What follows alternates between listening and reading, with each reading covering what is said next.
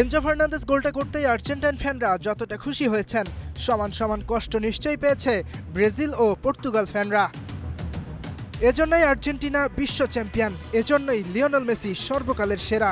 ৭৮ minute পর্যন্ত ২-০ গোলে পিছিয়ে থেকেও নির্ধারিত টাইমে ঘুরে দাঁড়িয়ে ম্যাচ জেতা, এটাই তো বিশ্ব চ্যাম্পিয়নদের স্টাইল।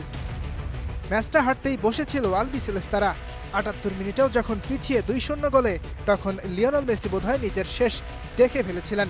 ম্যাচ শেষ হতেই আর্জেন্টাইন জাদুকরের কান্না বলে দেয় সেই কথাই। কান্না করবেনই না বা কেন, ম্যাচ হেরে গেল তো দোষটা পড়তো তার ঘাড়েই। সমতায় ফেরানোর সুযোগে যখন পেনাল্টি পেলেন তখন মিস করেছেন। ম্যাচ হেরে গেলে পেনাল্টি মিসের জন্য সমালোচনাতে বিদ্ধ হতে হতো আর্জেন্টাইন মহাতারকাকে। দলকে বিপদে ফেলে দেয় মেসি আর্জেন্টিনাকে বিপদমুক্ত করেছেন। মিশরের বিপক্ষে সমতায় ফেরানো গোলটা এসেছে মায়ামি তারকার কাছ থেকেই। তার আগে ব্যবধান কমানো রোমারের গোলের অ্যাসিস্টটাও এসেছিল মেসির পা থেকেই। সেনেগাল আর মিশরের কপালটা যেন একই। বেলজিয়ামের বিপক্ষে ৭৮ মিনিট পর্যন্ত ২-০ গোলে এগিয়ে ছিল সেনেগাল। এরপর ওই নির্ধারিত টাইমেই বেলজিয়াম এগিয়ে যায় ৩-২ গোলে। মিশরের ক্ষেত্রেও ঘটল একই ঘটনা।